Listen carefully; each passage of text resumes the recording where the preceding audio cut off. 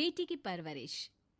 जिंदगी किसी को किस मोड़ तक ला सकती है। एक दिन कविता अपने पति से कहती है, कौन है ये बच्ची, बताते क्यों नहीं, क्यों लेकर आए हो इसे यहाँ? कविता, ये मेरी बच्ची है। माँ पापा मेरी शादी शिवानी से करने के लिए मान नहीं रहे थे, लेकिन मैं उससे बहुत प्यार करता था। अब वो इस दुनिया में नहीं है, लेकिन सन्निका की जिम्मेदारी मेरी है। इसे मैं अपने पास ही रखूंगा। कविता ये देखकर सुनकर सन्न रह जाती है।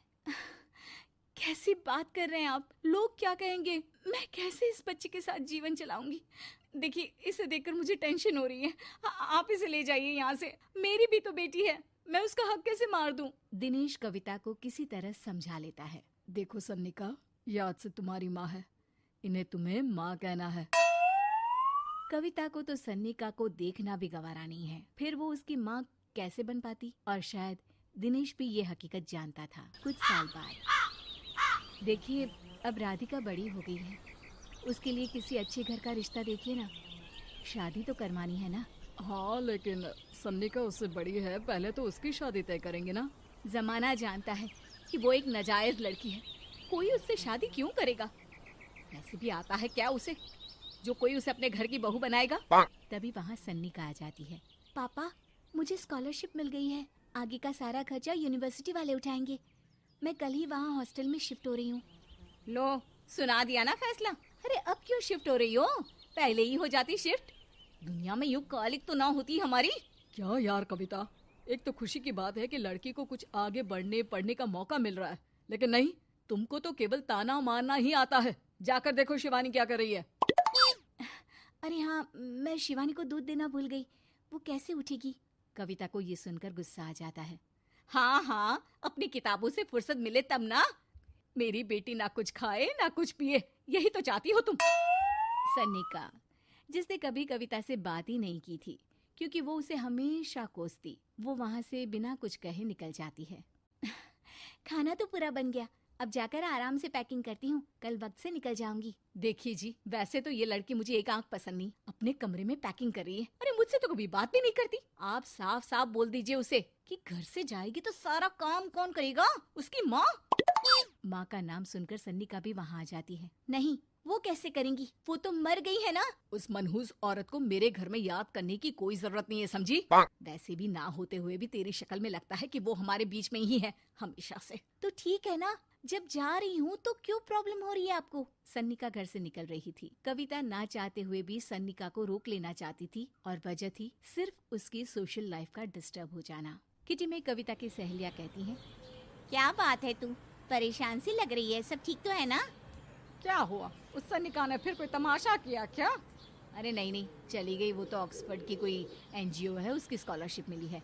मेरा भाई बता रहा था कि उसका तो फ्यूचर ब्राइट है। अरे चल ना, तुझे क्या, तेरा तो पीछा छूटा उससे। अरे कैसे क्या नहीं, घर का सारा काम करती थी। इसकी छोटी बेटी को भी तो उसी ने संभाला था, याद है? उसकी छोटी बेटी का जो केस हुआ था, वो भी अपने सर ले लिया था। हाँ, तो बदले में सारा खर्चा भी तो हम लोग ही उठा रहे थे ना। और पता है, वो मुझसे बात भी नहीं करती, जैसे पता नहीं मैं ही उसके माँ के मरने के लिए जिम्मेदार हूँ। अरे खुद को क्यों दोष दे रही है?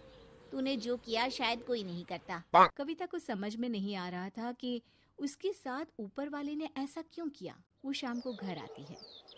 आज तो बहुत खुश होगी तुम, एक बला से छुटकारा मिला ना तुमको। बेचारी की जिंदगी नरक बना कर रखी थी। वो तो कहते हैं ना, ऊपर वाला सब देखता है। देखो, चुन लिया उसने अपना रास्ता। कविता का मन तो करता है कि वो पति को सब कुछ सुना दे, लेकिन सामने सास खड़ी होती है। ये तो है, बेचारे को खाना बनाने से लेकर घर के सारे काम करने पड़ते थे। बाहर का भी कोई काम होता तो वही देखती। अब देखते हैं घर का काम कैसे होता है। तभी कविता की बेटी उसके लिए चाय लेकर आ जाती है। लो माँ चाय, कैसी रही किट्टी? अच्छी थी बेटा, खाने में कुछ बनाया है क्या? हाँ, सन्निका दीदी जैसी ही सब्जी बना दी है, आप रोटी बना लो। और हाँ, कल मैं चली जाऊंगी इलेक्ट्रिक बिल और राशन लाने के लिए। अच्छा अच्छा, पैसे मैं दे दूंगी। सन्नी का कार्ड दे गई है ना? हाँ माँ, एक कार्ड तो देकर गई है। अरे चोर नहीं थी वो, मेरे बेटे का ही खून है। पता नहीं कितना घमंड भरा है इसमें। अरे छोड़ो ना माँ, जिसको जो बनना था वो बन ही जाएगा। अच्छा माँ, कल चलना है उसके कॉलेज में, सभी पेरेंट्स को बुलाया गया है। अब कविता तो जाने से रही, तो हम ही साथ चलते हैं। हाँ बेटा, उस बिन माँ की बेटी का है ही कौन। अब क्या था, कविता का गुस्सा फूट पड़ता है। हाँ, आप लोगों के जैसे तो इंसान नहीं देखे मैंने। अरे मेरे सामने ही अपनी नाजायज बेटी को लाकर बिठा दिया। रोज मैं उसे देखती तो एहसास होता कि कैसे आपने मुझे इतना बड़ा धोखा दिया। जरा सोचिए तो, अगर ऐसा ही कुछ मैंने किया होता तो। अरे रहने दे, क्या नहीं किया तूने उसके बदले में। उस मासूम के साथ क्या क्या करती थी सब जानते हैं हम। अरे छोड़ो ना माँ, ये तो एक बात लेकर बैठ जाती है। चलो सोने चलते हैं। अगले दिन दिनेश और उसकी माँ सन्निका के कॉलेज में जाते हैं। कैसी हो बेटा, मेरा नाम रोशन करना। जरूर पापा, ये ले बेटा पैसे रख ले। नहीं, वो कविता ने काट दिया है। अरे बेटा, वो माँ है तुम्हारी, उसका नाम क्यों लेती हो? अरे हटाओ भी, क्या ही क्या है उसने इसके लिए, क्यों माँ बोले। तभी वहाँ सन्निका की टीचर आ जाती हैं। सन्निका की माँ नहीं आई? जी नहीं, वो घर में बेटी है ना, सबका एक साथ आना तो मुमकिन नहीं था। तो उन्हें भेज देते, हम सभी उनसे मिलना चाहते हैं। मानना पड़ेगा, बहुत अच्छी तरह से पाला है उन्होंने अपनी बेटी को।